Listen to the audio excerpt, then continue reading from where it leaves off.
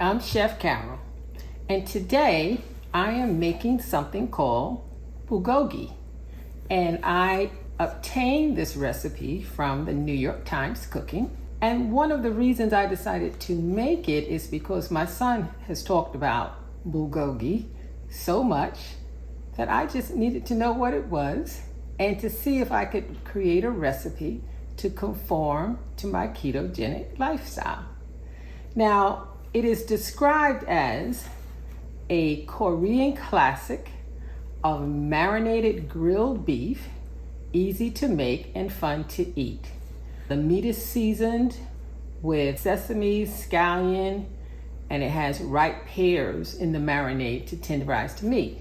Of course, I can't use ripe pears, and after a little research, I found that I could use apricot jam. I went to the supermarket and found a sugar-free apricot jam and used it instead of the pears. Now, once this recipe is complete, it says the meat is only half the recipe. Just as important are the crunchy vegetables, pungent herbs, and savory sauces that all get wrapped together in a delicious mouthful. I don't eat rice. I had to think about what I would use instead of rice. So I decided that I would use something that I found. It is a keto flatbread, and the flatbread worked out perfectly. I also found in making it that even though it's quite a few preps, it's actually very delicious. Now, the one thing I didn't do, I did not make the barbecue sauce. And let's face it, sauce makes everything better. So if you decide to do it, make sure you find yourself a nice Korean barbecue sauce recipe or find one in your local supermarket. So let's get to it. One of the first things I have to do is cut the steak against the grain. Right here, I have a Black Angus ribeye, just a little less than 1 pound. So what I have to do is find the grain, see which way it's running, and then cut against the grain. And once I make a decision, I'm going to cut it at an angle.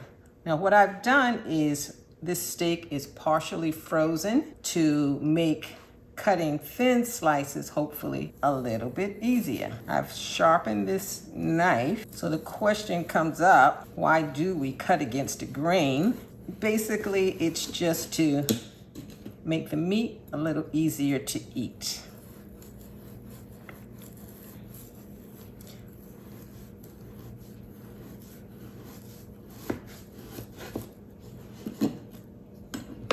If you can see this, you can see that the grain is running this way, and I'm cutting against the grain by cutting it this way. So I'm going to keep cutting. This is my first time making this dish.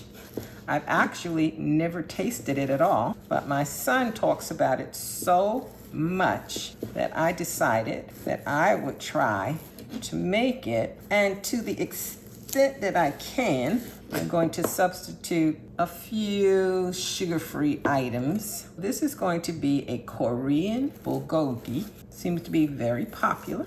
And once I finish cutting it, what I'm going to do is I'm going to put the meat in this bowl of water for about 15 minutes, just to allow some of the blood in the meat to be released. The next thing I'm going to do is to work on the marinade. In my search for bulgogi, I saw several different ways that people created their sauce. So since I am substituting some of the ingredients, I don't really have a recipe, but I'll tell you what I'm using. I have a sugar-free honey. It calls for a tablespoon of either light brown sugar or honey. I'm also going to be using organic coconut aminos instead of soy sauce. I also have a ginger paste. The recipe calls for a teaspoon of finely chopped ginger. It calls for an Asian or Basque pear. In my research, I found that some people actually used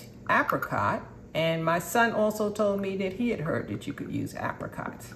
I don't have a fresh scallion, so I'm going to be using these dried scallions. It calls for roasted sesame oil, and I'll be using pure sesame oil, and also a half a teaspoon of sesame seed. Let me just get to this. I'm going to add all of the ingredients into my food processor. Instead of chopping up a bunch of things, I'm going to let the food processor do the work. Starting with the garlic. It said 4 large. I used 5 because these don't seem to be particularly large to me. Calls for 3/4 cup of a chopped onion. I'm using half of an onion. I need a teaspoon of finely chopped ginger. As I said, I'm going to use the ginger paste. Next, it wants 1 scallion chop, and I'm going to use a tablespoon of the freeze-dried spring onion, a tablespoon of sesame oil, also a tablespoon of honey. It says if you want your honey to roll out easier, put the sesame oil in. Next, we want a half a teaspoon of black pepper and a half a teaspoon of sesame seeds. The recipe actually called for a cup of peeled or chopped Asian Basque pear. I'm going to use a tablespoon of I have this Skinny Girl sugar-free preserves. Now that I have everything in the food processor, I'm going to pulse it once or twice. I'm getting a lot of sticking to the sides here. Because this is noisy, I'm going to go ahead and blend this, and I'll be right back. The next step that I learned in my research is after the meat soaks, and you can see that there is some blood has been released from the meat. I'm going to drain this. Then I'm going to let it sit and drain for another 10 minutes. It's not necessary to squeeze it out or use paper towels to dry it out. Just let it drain. As you can see, the meat has drained some additional water. I'll just pour that out. And now I'm going to add in the marinade. I gave it a taste, slightly sweet. Even though it called for a cup of pears, it seems that that tablespoon of apricot preserves worked just fine. So I'm just going to mix this up a bit. You can certainly use your hands. I don't have any gloves right now. I think that the ingredients in this sauce is pretty potent, and I don't want to smell sesame seed oil on my hands all day. And in the interim, I cut up the rest of the onion. So I'm just going to toss it into the marinade. Now it says that you can let this sit for an hour or longer. I'm going for longer. In about 5 hours, it will be time for me to start preparing dinner. I'm going to cover the bowl with plastic wrap.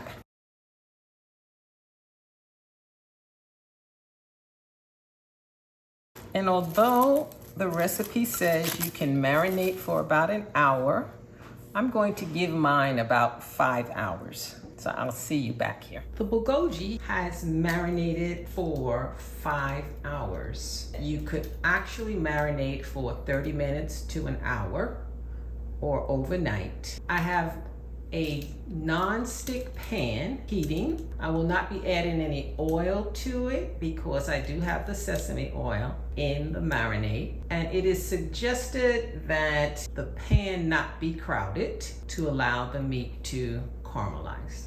Let's go over to the stove. The pan is preheating. I'm going to let it get hot.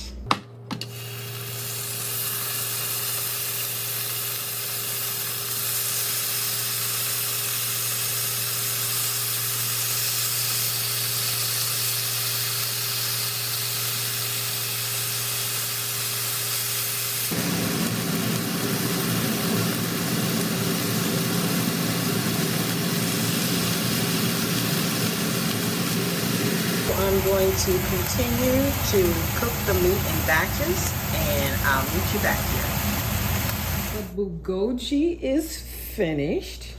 I can tell you that this dish cooks up very quickly. You can't walk away from the stove. I did cook it in batches, scraped out everything in between, and I took the last part of the marinade that was still in the bowl, put all of the meat back in the pan, stir-fried it up together. Now, because I don't eat rice, I can't have my bulgogi with rice. But I do have a piece of keto flatbread, so I'm going to use that. And let's just give this a little taste. I did add a little salt and pepper at the end. So I'm just going to put a few pieces on.